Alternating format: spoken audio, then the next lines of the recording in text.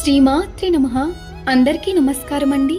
లలితా సహస్రనామంలో 45వ శ్లోకం. నిత్యముక్త నిర్వికార నిష్ప్రపంచ నిరాశ్రయ నిత్యశుద్ధ నిత్యబుద్ధ నిరవధ్య నిరంతర భావం. ఎప్పుడునూ సంగము లేనిది, ఏ విధమైన వికారములు లేనిది, ప్రపంచముతో ముడిలేనిది, ఆశ్రయము లేనిది లేదా అవసరము లేనిది, ఎల్లప్పుడూ శుద్ధమైనది, ఎల్లప్పుడూ జ్ఞాన స్వరూపురాలు, నిందించుటకు ఏదీ లేనిది, ఏ మాత్రమూ సందు లేకుండా అంతటా వ్యాపించింది. ఒక్క నిమిషం కళ్ళు మూసుకోండి. మీరు ఎవరు?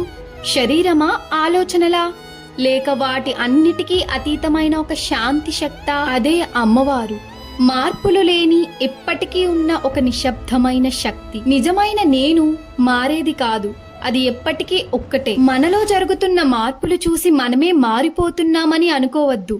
మనలో ఒక స్థిరమైన శక్తి ఉంది. ఈ రోజు మనం నేను ఎవరు అని మనల్ని మనమే అడుగుదాం. లలిత అమ్మవారి కృప మన అందరిపై ఉండాలని, ఆమె మనకు నిజమైన జ్ఞానం ఇవ్వాలని ప్రార్థిస్తున్నాను.